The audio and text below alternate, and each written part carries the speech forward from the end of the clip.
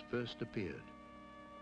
They continued to evolve when dinosaurs ruled the earth, as the first birds fluttered against the wind, when the first mammal suckled its young.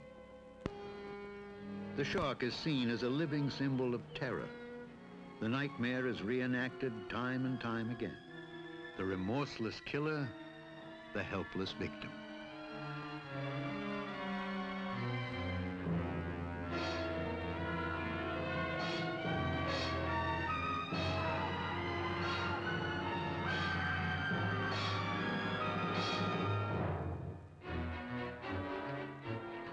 In fact, the remorseless killer is most often ourselves, the shark the victim.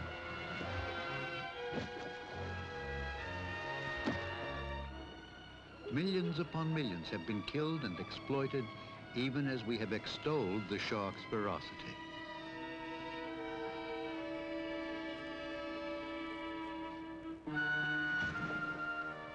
More and more, we are invading the domain of sharks. By accident and by design, we are encountering them eye to eye. It is a meeting fraught with both fear and fascination.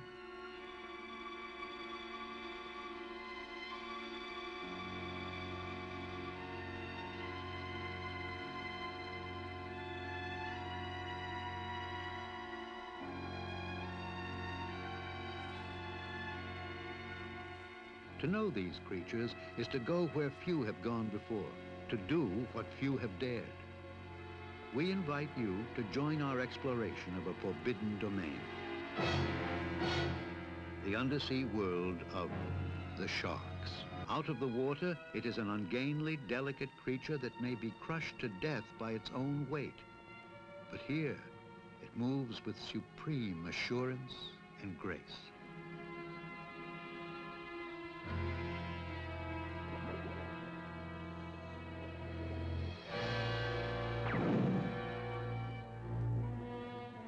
For the most part, sharks live and die in a shadowy world beyond human understanding or compassion.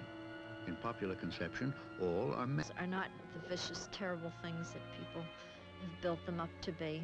We're invading their ecological environment, and if we behave, they'll behave too.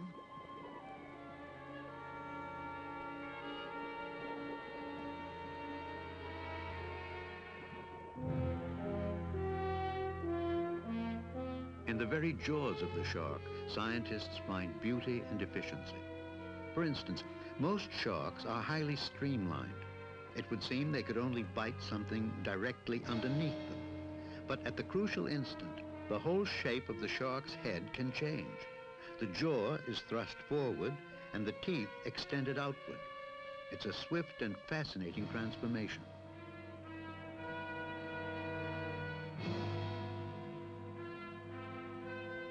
During its attack, the shark's eye may seem vulnerable, too close to the flailing victim in its jaws.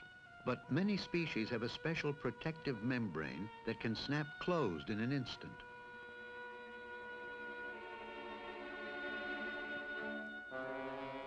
The notorious jaws of a great white, the largest predatory shark. The prominent teeth will cut paper as cleanly as a razor blade. This awesome weapon never wears out. Most sharks shed their teeth frequently. They'll grow and replace thousands of them in a lifetime. There are nearly 350 species of sharks. Most are harmless to man and very different from our common idea of them. In their sheer variety, sharks are wondrous animals indeed.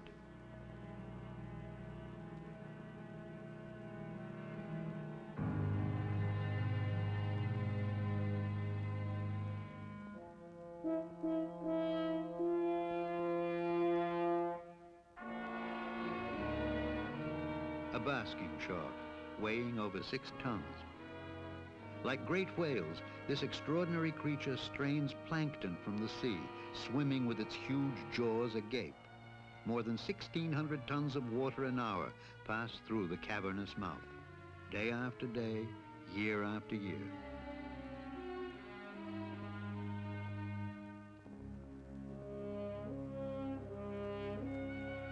The biggest fish in the world, the whale shark, may attain more than 40 feet in length and 13 tons. It too is a plankton feeder, docile and generally harmless.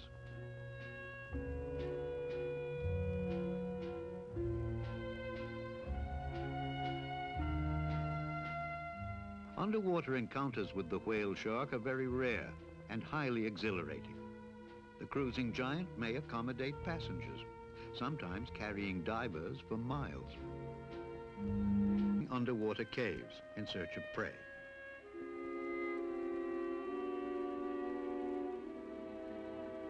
He found sharks.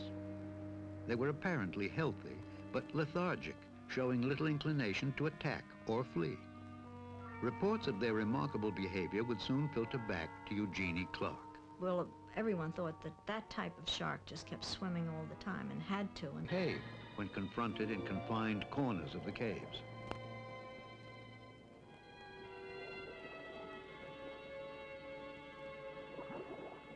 It is true and baffling.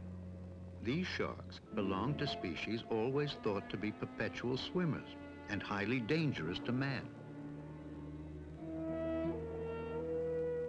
Most of the sleeping sharks are being cleaned by remoras, fish commonly found in company with sharks. They meticulously remove parasites from the shark's bodies. For the first time, the remora's housekeeping services to its host can be closely observed and filmed in the wild.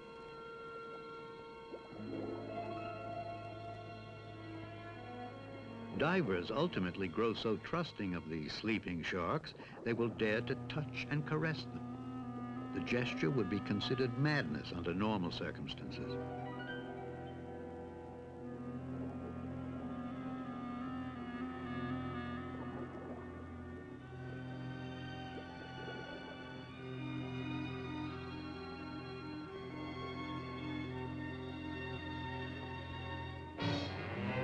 It's a heart-stopping moment when a large tiger shark suddenly becomes alarmed and must choose between attack and escape.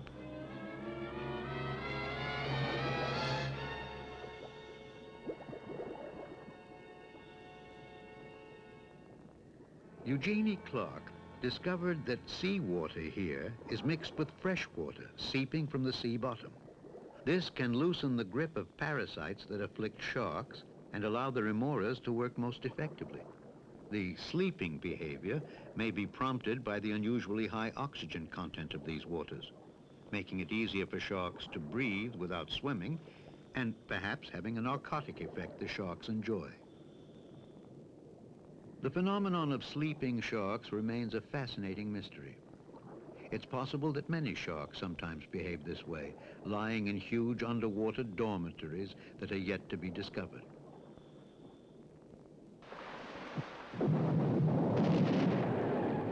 World War II at sea. There had never been such a far-flung human conflict or such widespread fear of shark attack. Correctly or not, the deaths of hundreds were attributed to sharks.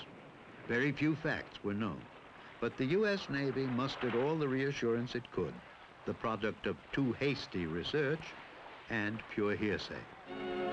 South Seas and barracuda and other dangerous fish. But some of us have been close enough to touch them and didn't lose anything more than about 10 years' pleasant dreams. Very few sharks are man-eaters. Brown-skinned natives of the South Seas readily swim in waters where sharks are plentiful, yet they are almost never attacked. There are many cases on record of our flyers swimming fully clothed near sharks without being attacked. Maybe in their work uniforms they didn't look like good eating. But what is more likely, they were not seen. Sharks have very poor eyesight and rely mostly on their sense of smell for guidance. They are also great cowards and can be easily frightened away. There have been many instances where one or more men in the water scared off approaching sharks by simply thrashing the water. And believe me, brother, when you see a shark heading your way, you can really thrash. And you may be sure that somewhere, ships are scouring the sea looking for you.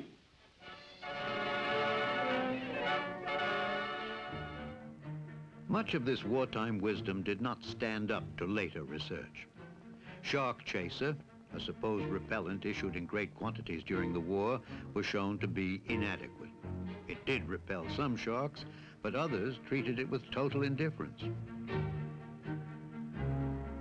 The number of shark species considered potentially dangerous to man has decreased with continuing research. Sharks prove much more sophisticated than the simple, stupid eating machines they were once thought to be. It has long been known that sharks' sense of smell is keen, but what about their vision and hearing? What sounds would repel or attract them?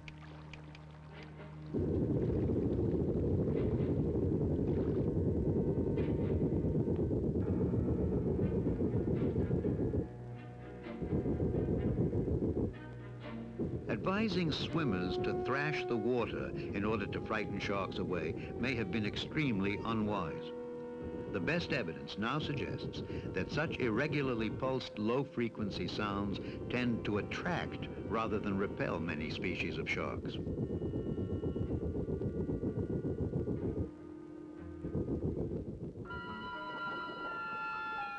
A University of Miami team conducts an eye examination on a tiger shark captured in the wild. Amazingly, this shark submitted quietly to the examination, conducted in an improvised undersea laboratory off the Bahamas. A few stitches prevent the protective membrane from closing over the eye.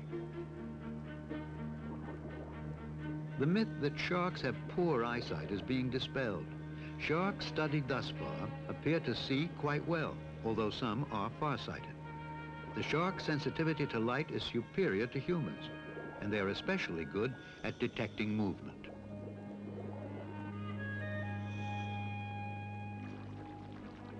If man and shark meet, what provokes an attack? It is clear that no shark species normally feeds on man. In an effort to understand the special circumstances that trigger an attack, dummy human forms are offered to the aggressive great white shark. The great white does feed on sea mammals and shows little, if any, fear of man. It has undoubtedly attacked and killed humans and was the living inspiration for Jaws.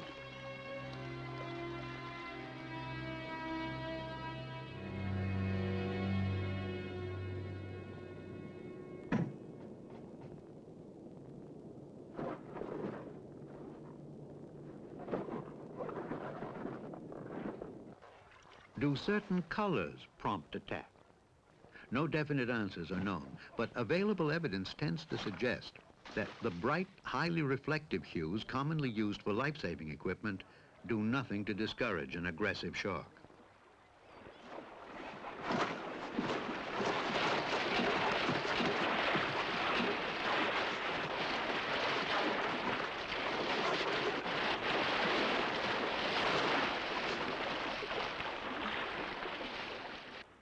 One expert, only half joking, has suggested that sharks may be attracted to life vests when they are the color he morbidly terms yum yum yellow.